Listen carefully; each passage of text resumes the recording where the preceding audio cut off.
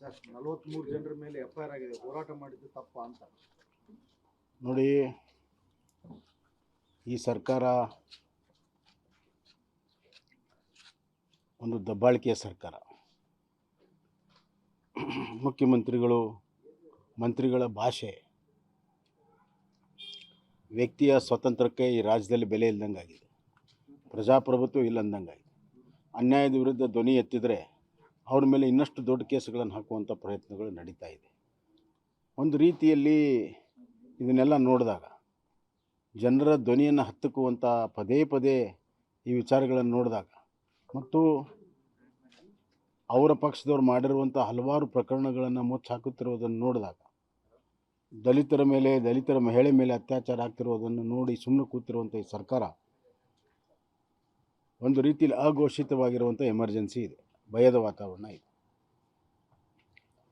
ಅಯೋಧ್ಯದಲ್ಲಿ ರಾಮ ಮಂದಿರ ಆಗುವಂಥ ಈ ಸಂದರ್ಭದಲ್ಲಿ ಕರ್ನಾಟಕದಲ್ಲಿ ಭಯ ಹುಟ್ಟಿಸುವಂಥ ಹಲವಾರು ರೀತಿಯ ಪ್ರಯತ್ನಗಳು ನಡೆದಿದೆ. ಅದರಲ್ಲಿ ಇದು ಒಂದು ಕೂಡ. ಆ ಕರಸೇವಕನ ಶ್ರೀಕಾಂತು ಯಾವುದೇ ಕೇಸ್ ಇಲ್ಲದಿದ್ದರೂ ಕೂಡ, ಈಗ ಅರೆಸ್ಟ್ ಆಗಿರುವಂಥದ್ದು ಕೂಡ ಕೇಸ್ ಇಲ್ಲ, ಆದರೂ ಕೂಡ ಅವರನ್ನು ಒಳಗಡೆ ಹಾಕಿದರು. ಇದು ಎಮರ್ಜೆನ್ಸಿಯಲ್ಲಿ ಮಾತ್ರ ಆಗ್ತಿತ್ತು. ಕೇಸ್ ಇಲ್ಲದೆ ಒಳಗಡೆ ಹಾಕುವಂಥದ್ದು ಎಮರ್ಜೆನ್ಸಿಯಲ್ಲಿ ಮಾತ್ರ ಆಗ್ತಿತ್ತು. ಒಳಗಡೆ ಹಾಕಿದ ಮೇಲೆ ಕೇಸ್ ಆಗ್ತಿತ್ತು.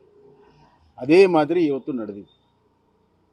ನಾನು ಹೇಳ್ತೀನಿ, ಈ ಕೇಸ್ ಹಾಕಿರುವಂಥ ಪೊಲೀಸ್ ಅಧಿಕಾರಿಗಳು, ಹಿರಿಯ ಪೊಲೀಸ್ ಅಧಿಕಾರಿಗಳು, ಮಂತ್ರಿಗಳು, ಇವರೆಲ್ಲ ಜವಾಬ್ದಾರಿ ಇದಕ್ಕೆ. ಅದಕ್ಕೇನು ಉತ್ತರ ಕೊಡೋಕ್ಕೆ ಇವ್ರಿಗೆ ಸಾಧ್ಯ ಆಗ್ತಾಯಿಲ್ಲ. ಕನಿಷ್ಠ ಪಕ್ಷ ಸೌಜನ್ಯ ಕ್ಷಮನೂ ಕೂಡ ಕೇಳ್ತಾ ಇಲ್ಲ. ದುರಹಂಕಾರಿಯ ಈ ವರ್ತನೆ ಜನ ಬಾಳ್ದು ಸಹಿಸೋದಿಲ್ಲ. ಹೀಗಾಗಿಯೇ ಎಮರ್ಜೆನ್ಸಿಯ ವಿರುದ್ಧ ಸಿಡಿದೆದ್ದು ಜನ ಬದಲಾವಣೆಯನ್ನು ತಂದರು. ಅದೇ ರೀತಿ ಕರ್ನಾಟಕದಲ್ಲೂ ಕೂಡ ಕೇವಲ 6-7 ತಿಂಗಳಲ್ಲಿ ಇವರ ದಾಷ್ಟ್ಯ, ಇವರ ಅಧಿಕಾರದ ಮದ, ಇದು ಎಂದೂ ಕೂಡ ಜನ ಸಹಿಸೋದಿಲ್ಲ. ಕರ್ನಾಟಕ ಜನ ಸ್ವಲ್ಪೇ ದಿವಸದಲ್ಲಿ ಜನವಿರೋಧಿ ಎಲ್ಲ ಕೆಲಸಗಳಿಗೆ ಮತ್ತು ಅಭಿವೃದ್ಧಿಯ ಶೂನ್ಯ, ತಮ್ಮ ಅಭಿವೃದ್ಧಿಯ ವೈಫಲ್ಯವನ್ನು, ಹಣಕಾಸಿನ ನಿರ್ವಹಣೆಯ ವೈಫಲ್ಯವನ್ನು ಮುಚ್ಚಿಕೊಳ್ಳಲು ಈ ಥರ ದಿನಕ್ಕೊಂದು ಸೃಷ್ಟಿಯನ್ನು ಮಾಡ್ತಾ ಇದ್ದಾರೆ. ಜನ ಸಹಿಸೋದಿಲ್ಲ. ನಾವು ಇದರ ವಿರುದ್ಧ ತೀವ್ರವಾದಂಥ ಸುದೀರ್ಘವಾದಂಥ ಹೋರಾಟವನ್ನು ರಚನೆ ಮಾಡ್ತೇವೆ. 8ನೇ ತಾರೀಕು ಚಿಂತನ ಮಂಥನ ಸಭೆ ಇದೆ. ಅದರಲ್ಲಿ ಎಲ್ಲ ವಿಷಯಗಳು ಚರ್ಚೆ ಆಗ್ತವೆ.